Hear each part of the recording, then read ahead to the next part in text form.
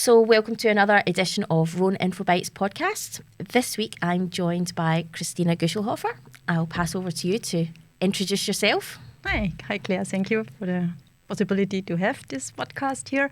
As mentioned, my name is Christine Maria Gutschelhofer. From my education, I'm a food and biotechnologist, and I'm joining R-Biopharm now, I don't know how many years, maybe more than 15 years in the meanwhile. My task at R-Biopharm is to be a kind of territory manager. So that's written on my business card.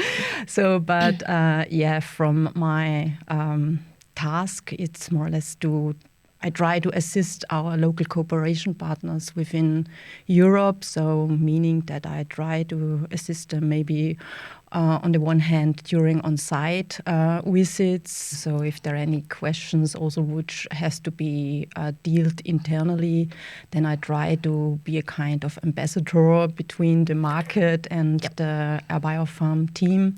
So that's something which I really try to assist them. Yeah.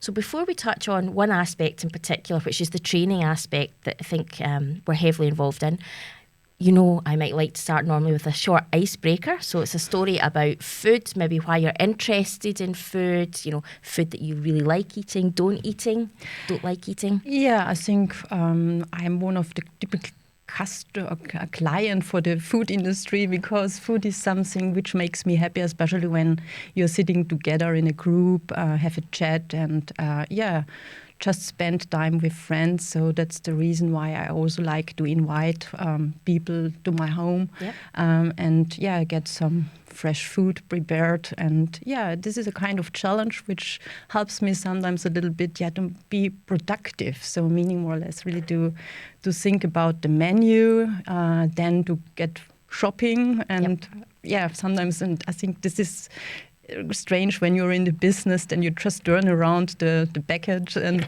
look a little bit what's on the labeling. So also from which company it is produced, because sometimes of course you have even seen their laboratories or had the chance really to get them also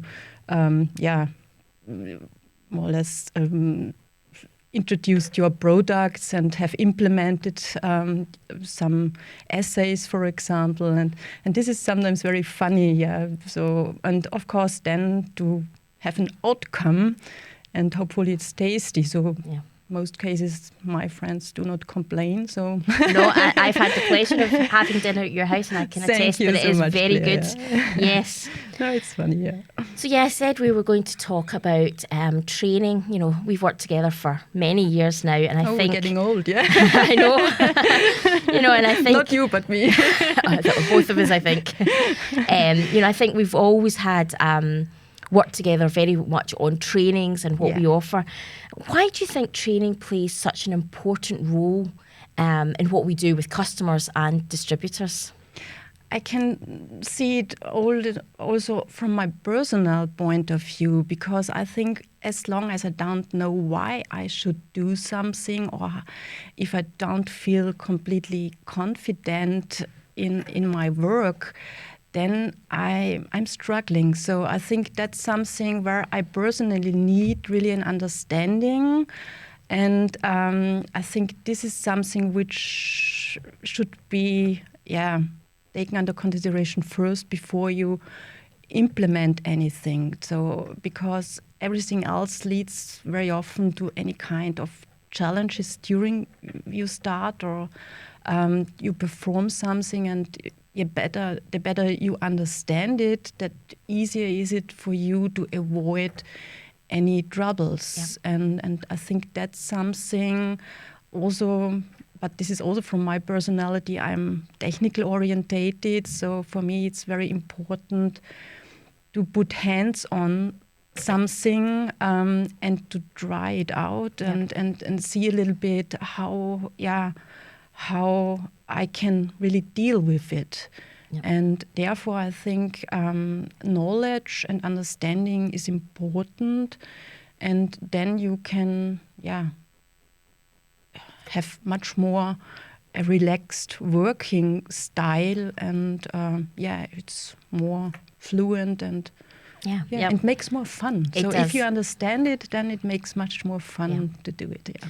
So we've been involved in lots of different types of training over the years. Do you have some examples of the types of trainings that we offer? I think the reason why because as you know, I worked first not as territory manager, I worked more as country manager in Austria. Mm-hmm. So the idea was at the beginning really to bring people together and also to have some specialists invited, for example, because I personally was not so aware of the legislation. So I think this kind of system which I implemented there is more or less something which helped me on the one hand to understand why customers, for example, would need to implement a test. So meaning, for example, that this was also a training for myself in combination to give customers the chance to ask questions and that their open questions have been answered. Yeah. And this was the first thing which I really, took under consideration. And when I jumped into the international business, I tried to get also our local cooperation partners convinced that this is a kind of assistance and service which helps both sides, the customer side to have more or less really answered their questions. You were very instrumental in developing the training program. You know, I think, as you say, you had workshops which were a lot of presentations to start with, and then we brought in technical and correct and hands-on part, working with part. Correct, yep. Because the advantage R-Biopharm has is that we have so many different solutions for customers. So meaning we do not focus on a special method, and to find out which fits really to customers' demand is something which can be found out during such a workshop session. Yeah. Because then they can see, okay, what kind of reagents are needed, what kind of equipment is needed. And this helps very often also in a decision-making process. That's for me a very important aspect, because then you can see if it's a little bit more difficult to get it implemented, or is it very easily done? And this can be transferred as very good, in a very good way during such a practical session. But I think also, on the other hand, it is more or less that it gives you the chance to interact. And also for me, it's very important to see how, for example, it is in a real life situation, because when you're in a customer's laboratory, for example, then you gain also additional knowledge what's going on there. So, and I think this was also the feedback I tried to bring back to our team at R-Biopharm, because then we really thought, okay, maybe even our instruction for use was not clearly written, for example, because you noticed, okay, this is hardly to understand from customer side, and therefore it was really also helpful for me also to get somebody trained, for example, because then I say, okay, this was not so easily to understand. Yeah. So put focus on this, or this is a kind of challenge customer has to deal with, or maybe one working step was a little bit more complicated, then I was able to put more focus on that. So this is something which can be definitely seen during such a process, and that gives me also a little bit the feeling that I'm able to assist. And like you say, not every small nuance of a method can be written in the instructions. It's very hard, and training is an excellent way to get people to see it visually and to get all the small tips and tricks that can help. Exactly. Tips and tricks. Yeah, that's correct. Yeah. And also the language barrier sometimes, because of course we are dealing international, and maybe they have just the English written version in front of them. And this is also very interesting, because then maybe we have to describe it a little bit more in detail, because it was not clear for anybody else. Yeah, so I mean, we spent a lot of time travelling, doing these workshops, whether it be locally or whether we get people back to Germany or to Glasgow.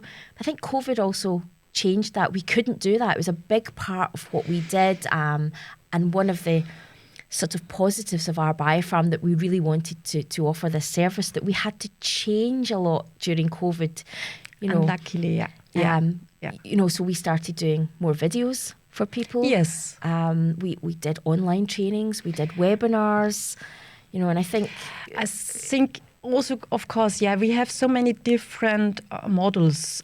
So I think on the one hand, the R-Biopharm Rhone put focus really to train our sales staff or our representatives. So of course, for example, we have luckily also implemented a kind of online training tool. So when you refer to the pandemic situation, which helped us really also to get our internal team trained. So it is more or less a kind of modular system focusing unluckily only in theory, but to even to find information about how can I say, information about technical aspects of our essays and there's all sorts of information, right from, I suppose, the legislative aspect, why people are testing. Correct. You know, and I suppose directing them on which test kits to use. We've got such a big portfolio, and we're talking our distributors through that. Sometimes it's not even easy for us internally to give a good advice what could be the solution. So I think this is also that we need to know our products more in detail. And this is, as you mentioned, on the one hand, this online training possibilities for us internally, but also, of course, we offered webinars for customers. And luckily also this was just theory, but on the other hand, it was a kind of discussion which started a little bit also between different countries. And it was also worthwhile to see for us that the demands are completely different from country to country. So, and this is also something which helps people from to see one and the same topic from a different point of view. And that for example also something which is really great. So, but of course, on the one hand, I personally prefer this kind of, I always say, flying laboratory, because it's sometimes also funny at the situation at the airport when you take maybe a small device with you and they are wondering what it is, and you have to explain it already.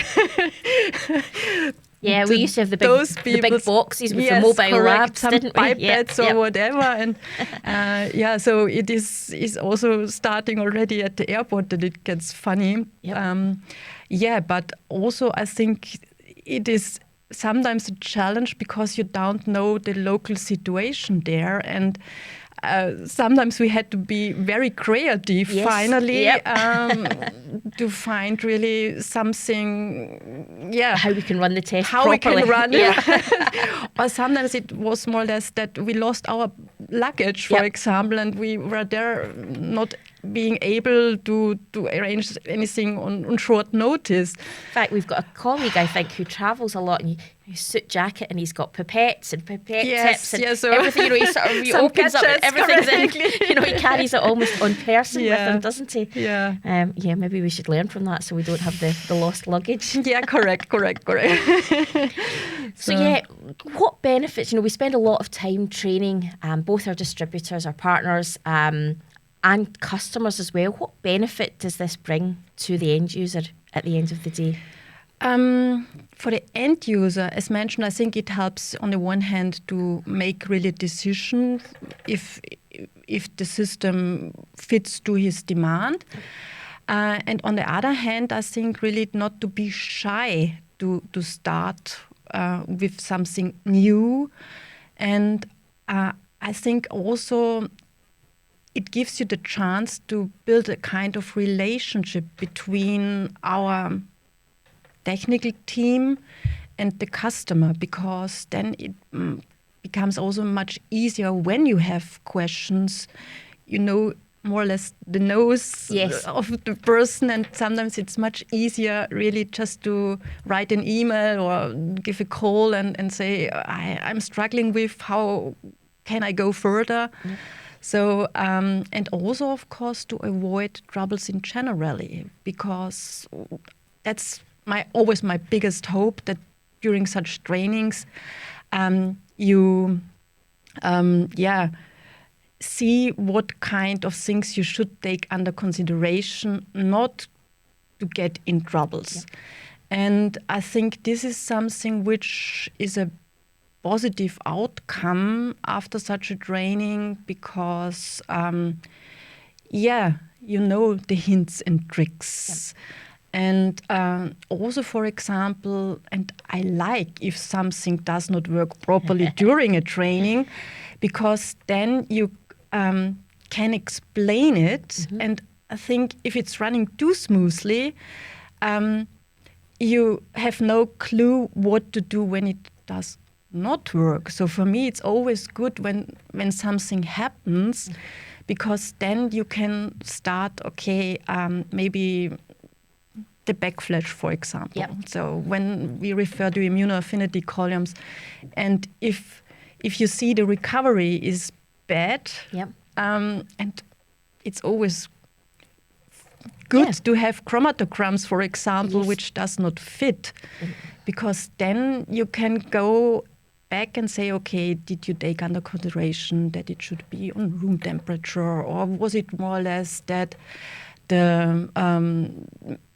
concentration of the eluent was really correct, or was it maybe not proper backflash working step, or have you already noticed that, for example, the color of the sample was too dark, that there were some interferences, was it a little bit too fatty matrix situation, and the sample preparation step was not done properly. So all those things, I'm really, really happy when it does not work completely. You definitely learn from mistakes, don't you? I think that's the best way to learn. Yeah. There's so much to consider with the sort of mycotoxin analysis or any other type of analysis right from the start. It's not just the test kit, it's everything else beforehand. And sampling itself. Exactly. So there's so many things to consider and to optimise.